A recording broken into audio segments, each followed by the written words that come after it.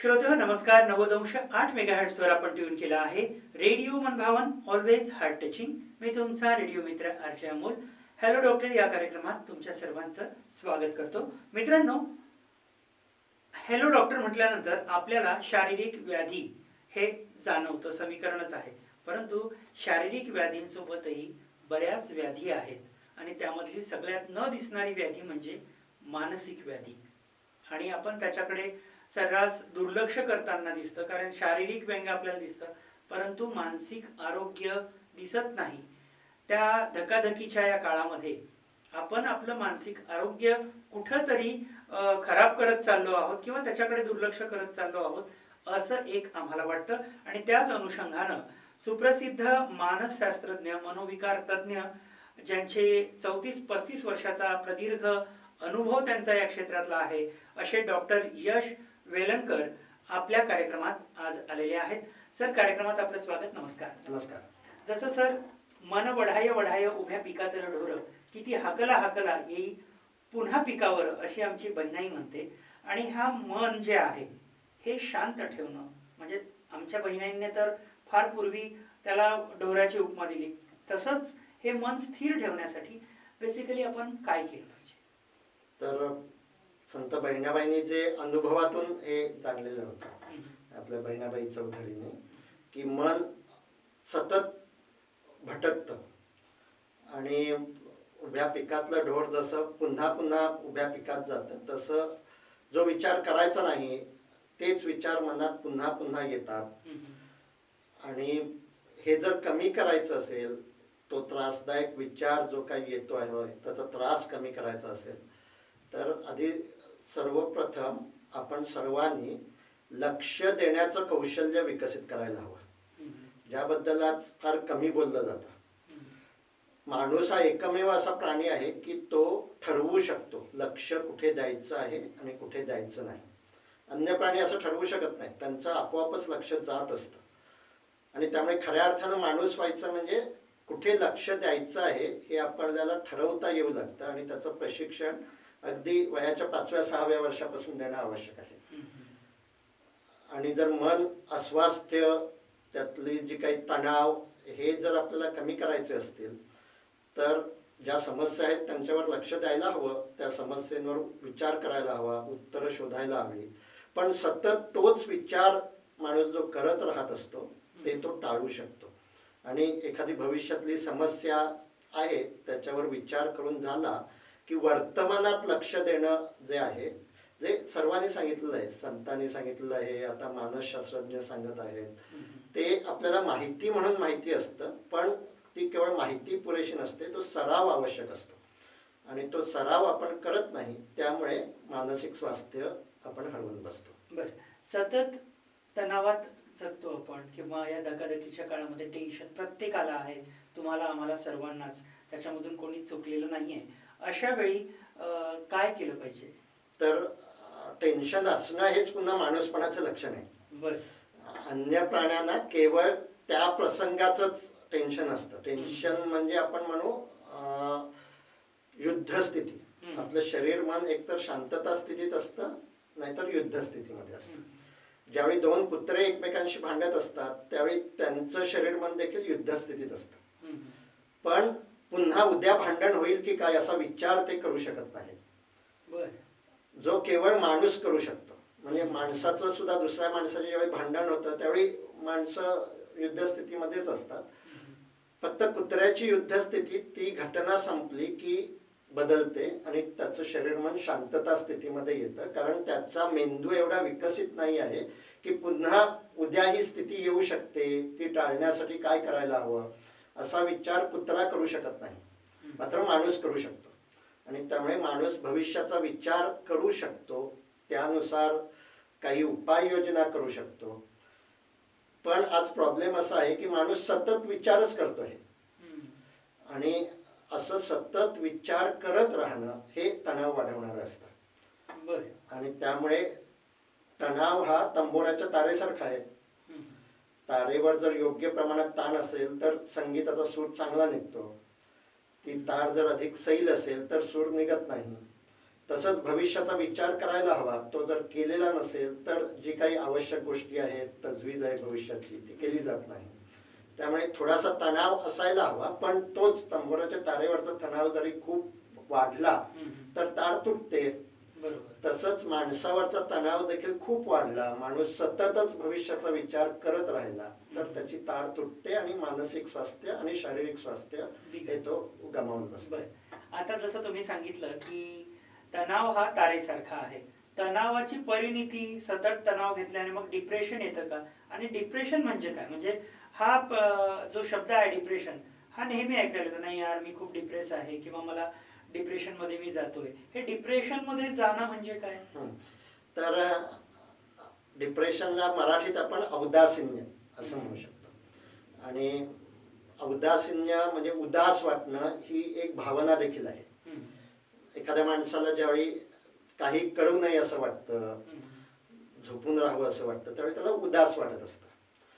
काही वेळा असं उदास वाटणं हे नॉर्मल आहे, पण ही उदासी खूप अधिक काळ राहिली किंवा खूप तीव्र झाली की ते डिप्रेशन या आजारामध्ये रूपांतरित होतं. आणि त्यामुळे डिप्रेशन या आजारामध्ये त्या व्यक्तीला कोणत्याच गोष्टीचा आनंद वाटत नाही. तो त्याची मनस्थिती सतत उदासीची अशीच असते. आणि मग याचा परिणाम त्याच्या वर्तनावर देखील दिसतो. मग त्याला म्हणजे बेडमधून, अंथरुणातून बाहेर यावंच असं वाटत नाही.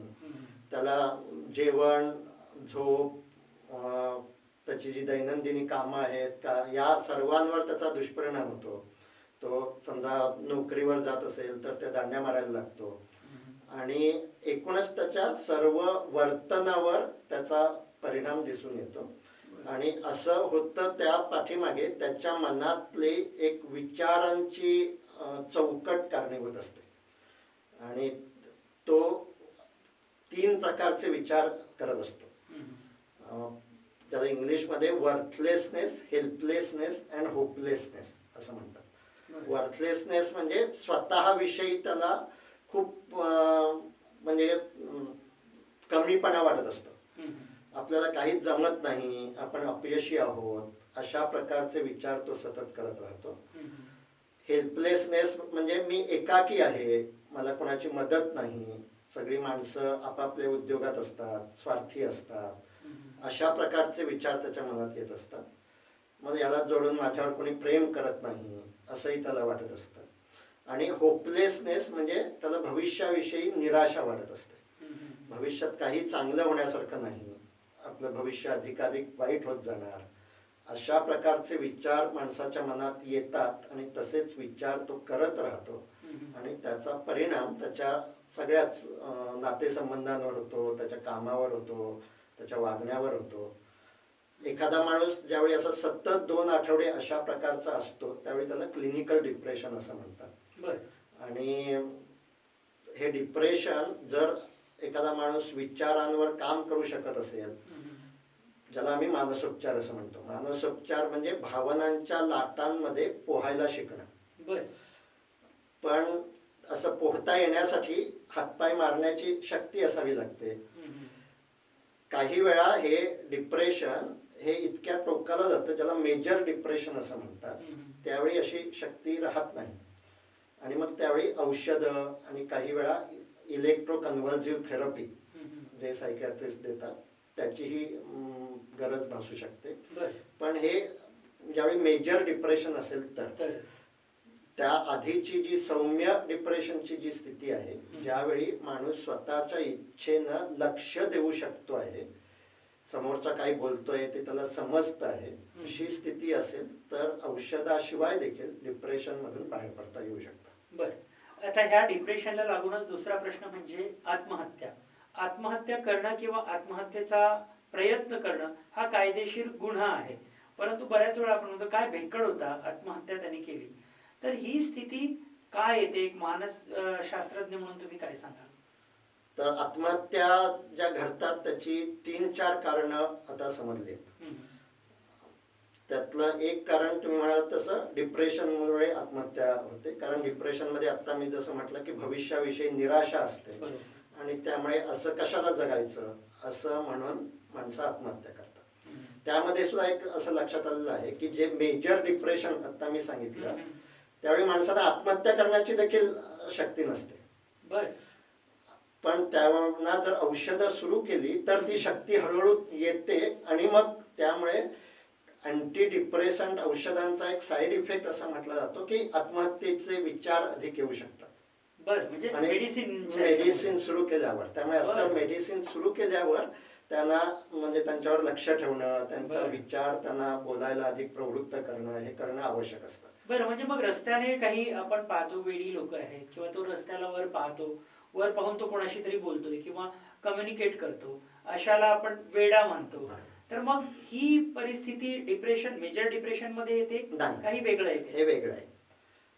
तर आता तुम्ही जी एखाद्या माणसाची स्थिती सांगितली याला स्किझोफ्रेनिया असं म्हणतात. बर. मराठीत त्याला आपण छिन्न मनस्कता असं म्हणू शकतो. बर. आणि या स्किझोफ्रेनियाचं मुख्य लक्षण असं असतं की त्याला वास्तवाचं भान राहत नाही. बर.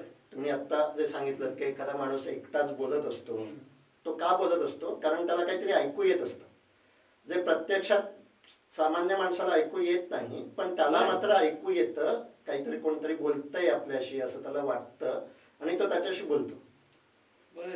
काही जणांना काही नसतं तरी तिथे कोणीतरी आहे असं दिसतं, हो. किंवा जे काही आहे ते काहीतरी वेगळं आहे असं दिसतं, ज्याला आपण भास किंवा आभास असं म्हणू शकतो. हम्म, हम्म, आणि हे जे हा जो त्रास आहे हा स्किझोफ्रेनिया समाजात हा 1% लोकांना असतो. बर. हे का होतं तर हे मेंदूतल्या केमिकल लोच्यामुळे होतं. तुम्हाला कदाचित लगे रहो मुन्नाभाई नावाचा एक सिनेमा होता, त्यामध्ये हा शब्द त्यांनी लोकप्रिय केला. बरोबर.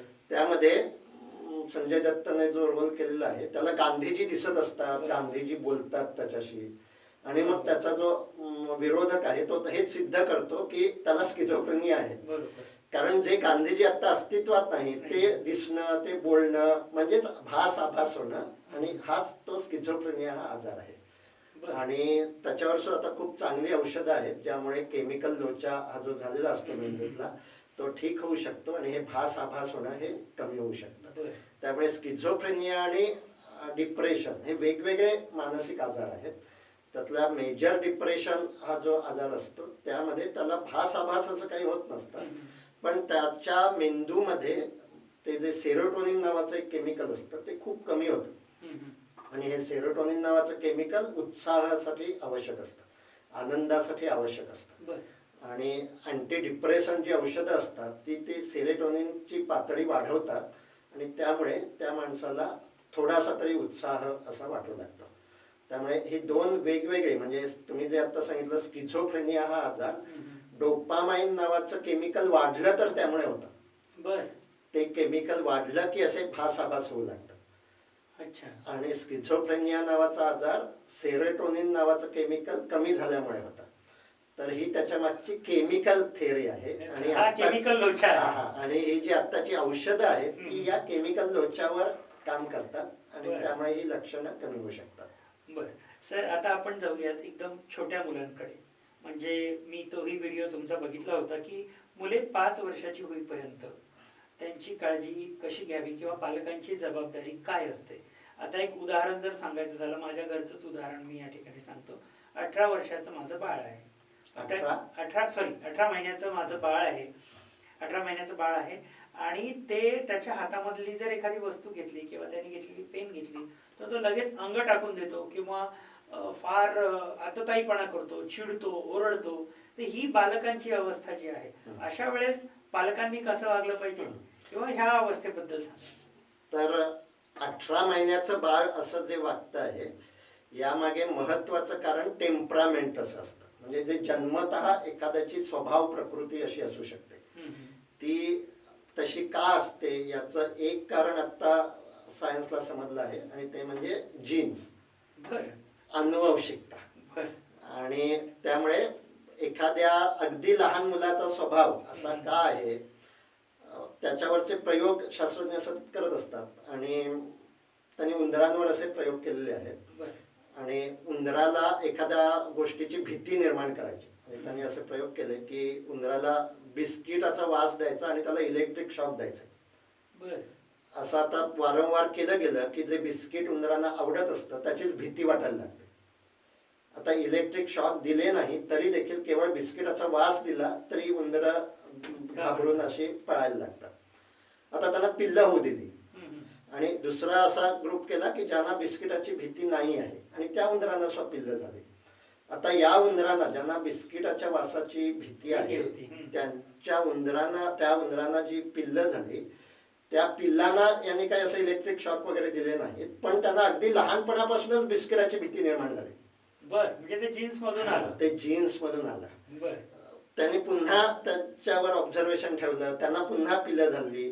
तिसऱ्या पिढीमध्ये सुद्धा पिल्लांना बिस्किटाची भीती निर्माण झालेली होती आणि दुसरे उंदीर की ज्यांच्यामध्ये बिस्किटाची भीती नाही आहे त्यांच्या पिल्लांमध्ये ही भीती नव्हती. म्हणजेच आपल्या बऱ्याचशा भावना या जीन्स मधून पुढे जात असतात. जे उंदरांमध्ये होतं ते माणसांमध्ये सुद्धा होऊ शकतं. आणि त्यामुळे माझ्यामध्ये म्हणजे माझे आजोबा त्यांना समजा अँझायटी अधिक असेल किंवा एखाद्या गोष्टीची भीती असेल, उदाहरणार्थ पाण्याची भीती असेल आणि मला कधीच मी पाण्यात गेलेलो नाही, बुडालेलो नाही, तरी देखील मला पाण्याची भीती वाटू शकते कारण ती पाण्याची भीती जीन्स मधून माझ्यामध्ये आलेली असू शकते. आणि त्यामुळे आपण असं म्हणतो की वयाच्या 5 वर्षापर्यंत हे जे काही आलेलं आहे हे जीन्स मधून बऱ्या प्रमाणात आलेलं असतं. 5 वर्षानंतर आपण म्हणजे ती व्यक्ती सुद्धा जरी जीन्स मधून आलेली आहे तरी आजोबांना दोष देण्यात अर्थ नाही. तुम्हाला पाण्याची भीती होती म्हणून मला पाण्याची भीती निर्माण झाली आहे. तर आता 6-7 वर्षानंतर माणूस त्याला असणारी भीती जी काय आहे ती दूर करू शकतो. हेच माणसाचं वैशिष्ट्य आहे. उंदराची पिल्लं असेल तो स्वभाव स्वतःचा स्वभाव बदलता येऊ शकतो. आपण असं म्हणतो स्वभावाला औषध नाही, ते अर्धसत्य आहे. आपल्याला असं वाटत असतं दुसऱ्याचा स्वभाव बदलायला हवा, त्याच्यावर काही औषध नाही, माझा स्वभाव पुढच्याचा बदलला पाहिजे. तर आपण आपला स्वभाव बदलवू शकतो. आणि आता तुम्ही हे जे 18 महिन्याच्या बाळाचं हे सांगितलंय, आता त्याला फार लगेच काही करता येणार नाहीये. हळूहळू ते जसं मोठं होईल तसं त्याला बिहेवियर थेरपीतली काही गोष्टी त्याला द्यायला हव्यात. बिहेवियर थेरपी म्हणजे थोडक्यात त्याने चांगली गोष्ट केली की त्याला बक्षीस देणं आणि त्याने चुकीची गोष्ट केली तर एकतर त्याला शिक्षा करणं किंवा त्याला महत्व न देणं. म्हणजे हे मला माहिती नाही हे याला बिहेवियर थेरपी म्हणतात, परंतु आम्हाला काही वस्तू दिली किंवा व्हेरी गुड म्हटलं का मग टाळ्या वाजवल्या की तो खुश होतो. तर आता तो ज्यावेळी हळूहळू जर तो म्हणजे त्याच्या मनाविरुद्ध झालं आणि तो शांत राहिला की त्याला आता व्हेरी गुड म्हणून टाळ्या वाजवायला हव्यात, त्याला काहीतरी बक्षीस द्यायला हवं, कधीतरी हे घडेल. पण असं ज्यावेळी घडेल तो क्षण शोधून त्यावेळी त्याला प्रोत्साहन द्यायला हवं. आणि आता तो 1.5 वर्षाचाच आहे त्यामुळे आता त्याला उचलून घेणं हे करणं हे स्वाभाविक आहे. हळूहळू हे आपल्याला म्हणजे हे चॅलेंज असतं पालकांसाठी की मुलांना ती आकांतांडव करतात आणि मग आकांतांडव केलं की आपल्याला हवं ते मिळतं. आता त्यावेळी त्यांना हवं तर न देता त्यांचं लक्ष दुसरीकडे वेधणं, ते जे काही मागतायत ते द्यायचं नाही पण त्यांचं रडणं थांबवायचं, दुसरीकडे लक्ष त्यांचं त्यांना जे काही दुसरी आवडीची गोष्ट आहे ती द्यायची, हीच बिहेवियर थेरपी आहे. कारण 5 वर्षापर्यंतचं बाळ स्वतःच्या इच्छेनं लक्ष देऊ शकत नाही. लक्ष देण्यासाठी जो माणसाच्या मेंदूतला जो भाग आहे ज्या मी पहिल्यांदा सुरुवात केली तोच साधारण 5-6 वर्षांनी काम करू लागतो. आणि त्यामुळे 5 वर्षापर्यंतचं बाळ हे प्राण्यासारखं असतं. प्राणी सुद्धा स्वतःच्या इच्छेनं लक्ष देऊ शकत नाहीत. मग प्राण्यांना जी सगळी हे ट्रेनिंग देतात ते सुद्धा बिहेवियर थेरपीच वापरत असतात. आपण जे वेगवेगळ्या ठिकाणी ॲनिमल शो पाहतो की कुत्रा जाळत्या काड्यातून उडी मारतो, हे का तो मारू शकतो? कारण ते त्याला आधी तसं ट्रेनिंग दिलेलं असतं. त्याने ती उडी मारली की त्याला खायला द्यायचं, तो उडी मारली नाही की फटका द्यायचा. अशा पद्धतीचं त्याला ज्यावेळी ट्रेनिंग दिलं जातं त्यावेळी ते अशा म्हणजे त्यांच्या स्वभावापेक्षा वेगळ्या गोष्टी हळूहळू करतात. म्हणजे त्यांचा स्वभावही दुसरी ट्रेनर्स बदलवतात. आणि 5 वर्षापर्यंत हे पालकांनी करायला हवं. 5-6 वर्षानंतर मात्र आपण आपला स्वभाव बदलवू शकतो. म्हणजे मग शिस्त लावायची ती कधी लावायची? हा ती असं म्हटलं की 2.5-3 वर्षापर्यंत लाड करायचे, त्यानंतर हळूहळू शिस्त लावायला सुरुवात करायची. आणि ती साधारण 5-6 वर्षानंतर अधिक शिस्त लावायची, ती 16व्या वर्षापर्यंत लावायची. बरं. आणि 16व्या वर्षापर्यंत जी काही शिस्त लागली आहे ती मग मान्य करायची. 16व्या वर्षानंतर षोडश वर्ष प्राप्तेषु पुत्र मित्रवत भवेत, बरोबर. असं आपल्या संस्कृतीमध्ये सांगितलंय. आणि ते आज मानसशास्त्र खरं ठरवत आहे की 16 वर्षानंतर त्या मुलाची ऐकून घेण्याची क्षमताच आता राहत नाही. आणि त्यामुळे आपण मित्राशी जसं बोलतो तसं त्याच्याशी बोलायला हवं. 16 वर्षापर्यंतच आपण खऱ्या अर्थानं जी काही शिस्त लावायची आहे ती लावू शकतो. बरोबर. सर, दुसरा एक महत्वाचा आता मुलांचा विषय निघाला म्हणून आज दप्तरांचं ओझं प्रचंड मुलांच्या मानगुटीवर बसलेलं आहे. त्याचसोबत विविध क्लासेस आहेत आणि परत होमवर्क असतो आणि घरी सतत त्याच्यावर प्रेशर असतं कुठंतरी की अरे 98% घेतले पाहिजे, 99% घेतले पाहिजे. ह्या पर्सेंटेजच्या झोनमध्ये तो कुठेतरी दबून जातो. अशा वेळेस पालकांना काय तुम्ही सांगाल आणि मुलांनी कसं वागलं पाहिजे? तर आता तुम्ही हे जे सांगितलं, हे पर्सेंटेज मिळाल्यानंतर मुलं कुठे जातात? IIT, MBBS यामध्ये जातात. आणि IIT मधली मुलं ही माझी खूप मोठ्या प्रमाणात क्लायंट असतात. IIT मध्ये ज्यांना प्रवेश मिळालेला आहे अशीच मुलं मला तिथे बोलायला निमंत्रित करतात. आणि तिथे ती सांगतात की इथे तुमच्या समोर निम्मी मुलं बसलेली आहेत आणि निम्मी मुलं व्यसनाधीन झालेली आहेत. म्हणजे मुंबईतल्या IIT किंवा कुठल्याही ठिकाणच्या ज्या ठिकाणी आपल्याला असं वाटत असतं की तिथे गेला की झालं, MBBS ला ऍडमिशन मिळाली की झालं, जिंकलो आपण, बरोबर, ते नाहीये. त्यानंतर तो जो काही अभ्यासक्रम आहे, तिथली जे काही वातावरण आहे, याला सामोरं जाणं, त्यानुसार स्वतःमध्ये बदल करणं, या क्षमता जर मुलांमध्ये नसतील आणि केवळ त्याला मार्कांच्या जोरावरच जर प्रवेश मिळालेला असेल तर समस्या वाढतात. आणि त्यामुळे मार्कांच्या बरोबरीनं किंवा मार्कांपेक्षाही अधिक महत्त्व तो स्वतःच्या भावना मॅनेज करू शकतोय का याला देणं आवश्यक आहे. पण आपल्या इथे प्रॉब्लेम असा आहे की पालकच स्वतःच्या भावना मॅनेज करू शकत नसतात. ते मुलांसमोर भांडत असतात. त्यामुळे आम्ही असं एखादी सुरुवातीला सांगतो की भांडा अवश्य, पण मुलांसमोर भांडायचं नाही. आणि मी असं त्यांना प्रश्न विचारतो की समजा मी तुमच्या घरी आलो आहे आणि तुम्हाला राग आला एकमेकांचा, तुम्ही माझ्यासमोरच भांडायला सुरुवात कराल का? तर सहसा होत नाही. म्हणजे तुम्ही थांबवू शकता भांडण. तर तसंच मुलांसमोरचं भांडण देखील टाळायला हवं. कारण मुलांसमोर ज्यावेळी भांडण होतं त्यावेळी मुलांवर त्याचे खूप विपरीत परिणाम होत असतात. मुलांमध्ये ज्या भावनिक समस्या निर्माण होतात त्या सर्वांची हिस्ट्री अशी असते की घरात मम्मी पप्पांचं खूप भांडण असायचं. आणि त्यामुळे पहिली गोष्ट, आपल्याला जर मुलांबद्दल काही संस्कार आणि हे करायचं असेल तर आधी आपल्या भावनांवर आपल्याला ताबा मिळवता यायला हवा आणि भावनिक गप्पा आपल्याला मारता यायला हव्यात. हे आपल्याला माहितीच नाहीये. भावनिक गप्पा म्हणजे काय की आपण मोठी माणसांना सुद्धा आपल्याला राग येतो, भीती वाटते, उदासी येते. ही भावना निर्माण होणं यात काहीच चुकीचं नाहीये.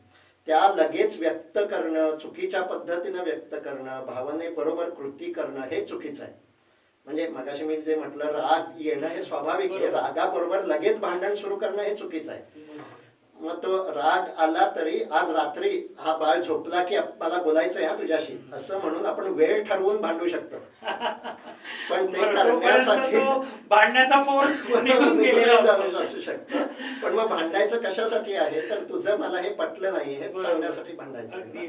तर ती भावनांची तीव्रता जी खूप अधिक वाढते ती आपल्याला कमी करता यायला हवी. आणि त्यामुळे मनात ज्या भावना ज्या सौम्य असतात त्या आपण मुलांना देखील सांगायला हव्यात. आज असं असं झालं त्यावेळी मला राग आला, बाहेर यांनी मला हवा तसा प्रतिसाद दिला नाही, त्यावेळी मला खूप उदास झाले, हे आपण सांगत नाही.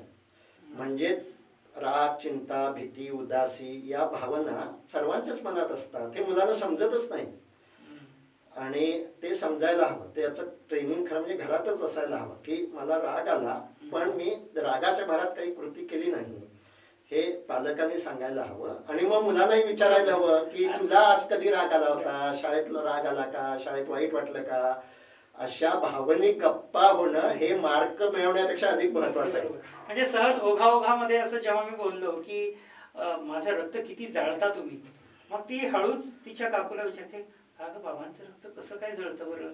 म्हणजे शब्दशः अर्थ जरी कळत नाही तर नेमकं बा रक्त जळणं म्हणजे काय? हे त्यामुळे असे हे आता रक्त जळणं हे सुद्धा भावनांचा परिणाम जो शरीरावर होत असतो ते सांगणार आहे. आणि आपल्याला कोणालाच हे समजत नसतं, म्हणजे भीतीमुळे छातीत धडधडतं हे आपल्याला माहिती असतं, पण रागामुळे खरंच रक्त जळतं.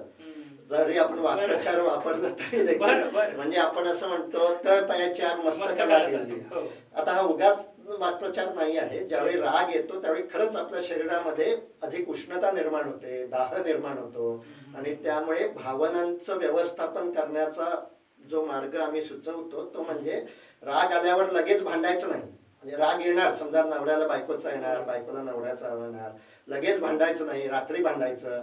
मग आता काय करायचं, तर राग आला हे मान्य करायचं, माझ्या मनात आता राग आहे, आणि शरीरावर लक्ष द्यायचं. स्वतःच्या शरीरावर लक्ष देत राहणं हे भावनांना सामोरं जाण्याचं सर्वात उत्तम उपाय आहे.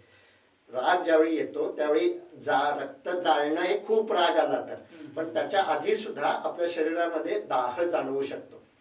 भीती वाटते त्यावेळी छातीत धडधडतं, उदासी येते त्यावेळी अंगात थकवा, पूर्ण अंगात शक्तीच नाही असं वाटतं. मनात येणारी प्रत्येक भावना शरीरात काही ना काही रसायन निर्माण करते, आणि त्या रसायनामुळे शरीरात बदल होतात. आपल्याला ते समजत नाही कारण आपण शरीराकडे लक्षच देत नसतो. आणि त्यामुळे या भावनांचं व्यवस्थापन जर करायचं असेल तर आपण घराघरात स्वतःच्या शरीराकडे लक्ष देण्याचा सराव रोज काही वेळ करायला हवा, आणि आपल्या मुलांनाही त्यासाठी प्रवृत्त करायला हवा. अगदी बरोबर सर, खूप छान वाटलं. एक शेवटचा प्रश्न आता जाता जाता, कारण आता वेळ पुढे आपल्याला जाऊ देत नाहीये, तुमचेही भरपूर कार्यक्रम पेंडिंग आहेत, परंतु काही व्यक्ती जे असतात अतिशय संशय वृत्तीच्या, किंवा त्यांची वृत्तीच होते प्रत्येक गोष्टीला संशयानं बघणं, मग तो नवरा असेल, तो ऑफिस मधली लोक असतील, कुठलेही असो, नातेवाईक असतील, काही बोलतायत तर माझ्याबद्दलच बोलत असतील, ह्या ज्या संशय वृत्ती आहे ह्याच्यापासून मुक्त कसं व्हावं? तर ही जी संशय वृत्ती आहे ही काही काळापुरती जर असेल तर त्याला मानसिक आजार असं म्हणतात. पॅरानॉइड स्किझोफ्रेनिया, मगाशी जे मी म्हटलं छिन्न मनस्कता असा जो आजार आहे त्यातलाच एक भाग असा असू शकतो की त्याला असे विचार येत असतात की सगळं जग आपल्या विरुद्ध कट करत आहे, दोन माणसं कोणी बोलत असली तरी ती माझ्याबद्दलच बोलत आहेत, असं त्याला वाटत असतं. आणि हे काही काळापुरतं असेल तर ते औषधांनी बरं होऊ शकतं. पण यातला दुसरा प्रकार असतो ज्याला म्हणतात व्यक्तिमत्व विकृती, पर्सनॅलिटी डिसऑर्डर. आणि माझं एक YouTube चॅनल आहे माइंडफुलनेस फॉर हेल्थ, त्यामध्ये मी आता या व्यक्तिमत्व विकृतींवरच एक एक व्हिडिओ करतोय, कारण आपल्या समाजामध्ये याची माहिती नाहीये लोकांना. अमेरिकन सायकियाट्रिक असोसिएशन ते दर 5-6 वर्षांनी एक डायग्नोस्टिक अँड स्टॅटिस्टिक मॅन्युअल असं प्रकाशित करतात. आणि आता त्यांचं जे लेटेस्ट मॅन्युअल आहे त्यामध्ये त्यांनी अशा 10 व्यक्तिमत्व विकृती सांगितल्या आहेत. हे जे जी त्यातली संशयी वृत्ती एक व्यक्तिमत्व विकृती आहे, अशा आणखी 9 वेगवेगळ्या स्वभाव विकृती आहेत. आणि आपण असं म्हणतो की त्याचा तो स्वभावच आहे, तर तोच स्वभाव हा विकृतीच्या पातळीवर जातो, आणि त्यावेळी मुख्यतः त्यालाही त्रास होतो आणि त्याच्या बरोबर राहणाऱ्या व्यक्तीला खूप अधिक त्रास होतो. आणि त्यामुळे आपल्या आजूबाजूला राहणाऱ्या माणसामध्ये अशी एखादी स्वभाव विकृती आहे का ह्याबद्दलची जर आपल्याला माहिती मिळाली तर त्या व्यक्तीशी कसं वागावं आणि त्या व्यक्तीच्या वागण्याचा त्रास आपण कसा करून घ्यायचा नाही हे आपल्याला बाहेर कसं काढता येऊ शकतं हे आपल्याला समजू शकतं. सर, कारण मन स्वास्थ्य हे खूप मोठा विषय आहे. तुमचं जे YouTube चॅनल आहे ते कोणतं आहे, म्हणजे ऐकणारे आपले जे श्रोते आहेत त्यांनी त्याच्यावर जाऊन सबस्क्राईब जर केलं तर स्वास्थ्यवर्धक त्यांना जे टॉनिक तुम्ही द्याल विचारांचं ते त्या माध्यमातून त्यांना मिळेल. तर इंग्लिशमध्ये माइंडफुलनेस फॉर हेल्थ असं माझ्या YouTube चॅनलचं नाव आहे. आणि हे हेल्थमध्ये शारीरिक आरोग्य आणि मानसिक आरोग्य, मुख्यतः मानसिक आरोग्यासाठी माइंडफुलनेस कसं उपयोगी पडतं. तर माइंडफुलनेस म्हणजे काय, माइंडफुलनेस हे आपल्याच पूर्वजांनी शोधलेलं आहे, पण आता त्याच्यावर परदेशात अधिक संशोधन होत आहे. माइंडफुलनेस म्हणजेच वर्तमान क्षणात लक्ष देत राहणं. बरं. मी ज्यानं आत्ताच्या आपल्या कार्यक्रमाची सुरुवात केली होती ते लक्ष देण्याचं कौशल्य म्हणजेच माइंडफुलनेस. आणि ते खरं म्हणजे घराघरात प्रत्येक व्यक्तीनं त्याचा सराव करायला हवा. तो जर सराव केला तर आपलं मानसिक स्वास्थ्य अधिकाधिक चांगलं राहील. जाता जाता काय संदेश द्याल तुम्ही विद्यार्थी पालकांना? तर हेच आपल्याला अधिकाधिक यश मिळवायचं आहे. त्यासाठी तणावाला सामोरं देखील जायचं आहे. पण त्याचबरोबर आपल्या मनातल्या ज्या भावना आहेत, आपल्या मनात जे विचार आहेत त्याकडे सुद्धा आपण लक्ष देणं आवश्यक आहे. आज आपण अधिकाधिक बहिर्मुखी झालेलो आहोत. सतत मोबाईलमध्ये असू, माहिती घेऊ काय चाललं आहे आपल्या मनामध्ये, असं असं होत असतं, असे मेसेज खूप येत असतात. पण आपण स्वतःच्या मनाकडे लक्ष देत नाही, आपण मोबाईलमध्येच लक्ष देत राहतो. त्यामुळे आपण सर्वांनी काही वेळ तरी स्वतःच्या मनाकडे लक्ष देण्यासाठी देऊया. ते शारीरिक आणि मानसिक स्वास्थ्य दोन्हीसाठी आवश्यक आहे. तर खूप खूप धन्यवाद डॉक्टर साहेब, आपण आलात, वेळातला वेळ काढलात, त्याबद्दल रेडिओ मनभावनच्या संपूर्ण टीम तर्फे मी आपला आभारी आहे. धन्यवाद, नमस्कार. मला ही संधी दिली त्याबद्दल धन्यवाद.